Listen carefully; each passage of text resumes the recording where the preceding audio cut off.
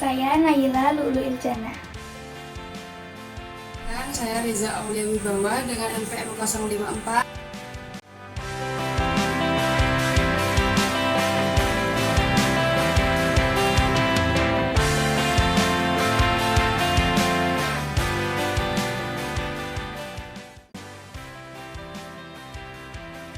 Seringkali kita menemukan penyajian data dalam bentuk tabel, diagram, ataupun kurva. Pada kesempatan kali ini, kita akan membahas tentang penyajian data dalam bentuk tabel. Penyajian data dalam bentuk tabel dapat diartikan sebagai sekumpulan data yang disajikan dalam bentuk baris dan kolom, sedemikian sehingga memberikan informasi yang bermakna dan dapat mudah dipahami dan ditarik kesimpulan.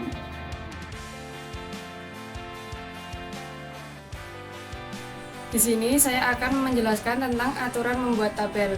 Dalam pembuatan tabel yang benar diperlukan aturan-aturan sebagai berikut. Yang pertama yaitu judul tabel, yang kedua judul baris, kemudian judul kolom, kemudian badan tabel, kemudian di kiri bawah tabel biasanya terdapat bagian untuk menuliskan catatan bila perlu atau sumber yang menjelaskan dari mana data tabel tersebut dikutip. Kemudian jika ada data mengenai waktu, maka hendaknya disusun secara urut. Kemudian jika ada kategori disusun sesuai kebiasaan, misal laki-laki disusun terlebih dahulu, kemudian perempuan, besar nilai yang besar terlebih dahulu, kemudian kecil, untung terlebih dahulu, kemudian rugi.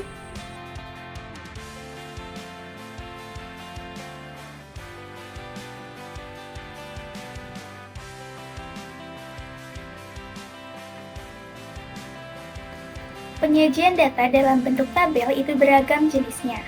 Untuk jenis yang pertama itu ada tabel baris kolom. Tabel baris kolom biasanya digunakan untuk menyajikan data yang sederhana, yang biasanya terdiri dari satu variabel saja.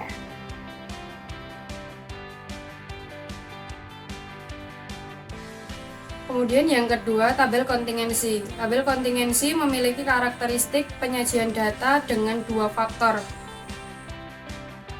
Ini adalah contoh tabel kontingensi 2x3. Yang ketiga itu ada tabel frekuensi. Tabel frekuensi yaitu berisi ringkasan data yang menunjukkan banyaknya objek pada suatu kelas tertentu. Tabel frekuensi itu digolongkan menjadi dua. Yang pertama itu tabel frekuensi data tunggal dan yang kedua itu tabel frekuensi data berkelompok.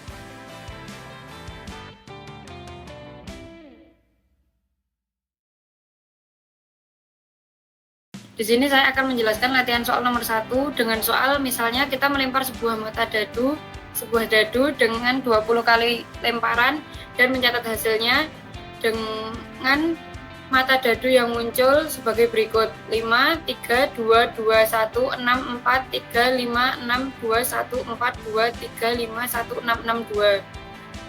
Kemudian buatlah data tersebut dalam bentuk tabel distribusi frekuensi data tunggal. Kemudian di sini kita mengetik dulu dadu sama dengan data, titik frame, kemudian mata dadu dengan nilai 5, 3, 2, 2, 1, 6, 4, 3, 5, 6, 2, 1, 4, 2, 3, 5, 1, 6, 6, 2. Kemudian ketikan tadi di blok, kemudian di run, kemudian ketik dadu lambang persen lebih dari lambang persen, kemudian di blok, kemudian di run, kemudian ketik group underscore by kurung buka mata dadu persen lebih besar persen, kemudian di run, kemudian summarize frekuensi sama dengan n kurung buka kurung tutup, kemudian di blok, kemudian di run. Di sini akan muncul tabel mata dadu dan frekuensi mata dadu.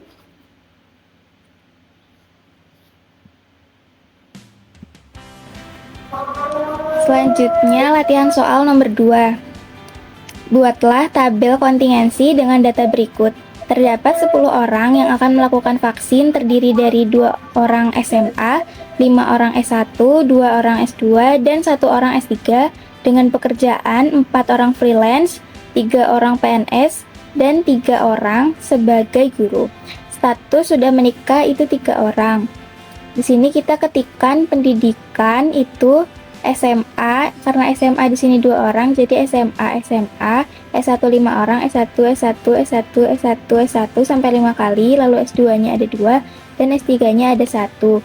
Kemudian kitaran.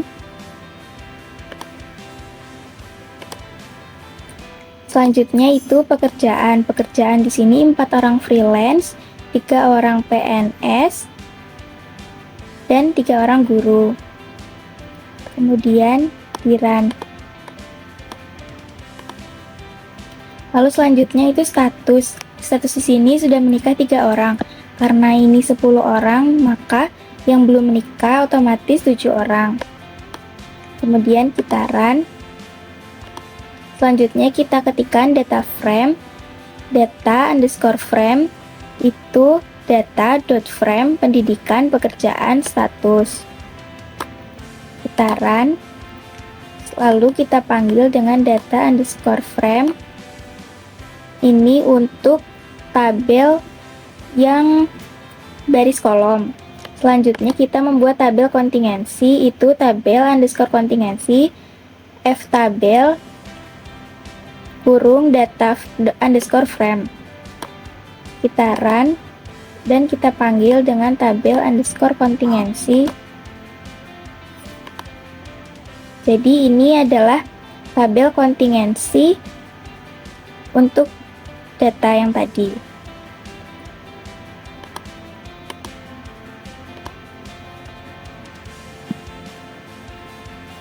Selanjutnya nomor 3. Kemudian yang nomor 3, buatlah tabel distribusi frekuensi data tergolong dengan data nilai ulangan matematika kelas 1A yang terdiri dari 40 anak sebagai berikut, yaitu 58, 53, 56, 64, 50, 50, 55, 57, 56, 56, 71, 72, 50, 77, 83, 80, 88, 43, 60, 68, 70, 71, 60, 55, 42, 58, 83, 92, 95, 47, 51, 82, 70, 57, 67, 72, 55, 69, 72, 65. Kemudian kita memasukkan data nilai sama dengan C, kemudian dengan nilai 58, 53, 56 dan seterusnya. Kemudian di blok, kemudian di run, kemudian mengurutkan data nilai sama dengan sort nilai, kemudian di blok, kemudian di run, kemudian banyak datanya n sama dengan nilai di blok, kemudian di run, kemudian jangkauan range sama dengan nilai max dikurangi min nilai di blok, kemudian di run. Kemudian kita menentukan banyak kelas dengan K sama dengan 1 plus 3 kali 3 log 10 kurung buka N kurung tutup K, K sama dengan round kurung buka K kurung tutup K.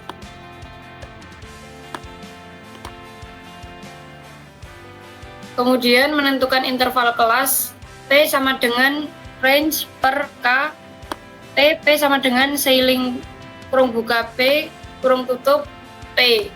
Kemudian di run, kemudian membuat fungsi frekuensi F sama dengan function kurung buka X, Y, Z kurung tutup kurung buka A sama dengan 0 for kurung buka I in 1.2N kurung tutup. Kemudian menghitung frekuensi setiap kelas.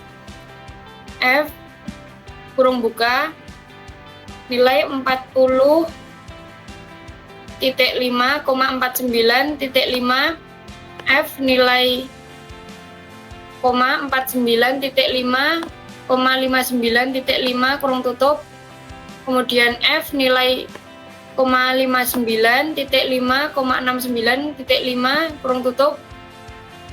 Kemudian F nilai 69.5,79.5 kurung tutup. Kemudian F kurung buka nilai 79.5,89.5 kurung tutup. Kemudian F kurung buka nilai 89.5,99.5 kurung tutup. Kemudian menginput hasil perhitungan frekuensi, tambahkan juga banyaknya data di akhir.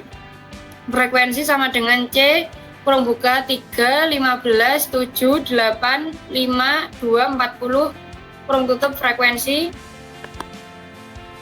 Kemudian membuat tabel dengan cara tabel sama dengan edit kurung buka data.frame kurung buka kelas sama dengan C kurung buka 41 sampai 49, 50 sampai 58, 59 sampai 67, 68 sampai 76, 77 sampai 85, 86 sampai 94, kemudian total.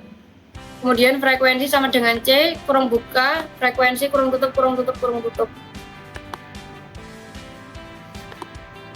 Kemudian menampilkan tabel, yaitu tabel, kemudian di run. Kemudian di sini terdapat tabel data frekuensi kelas 1A.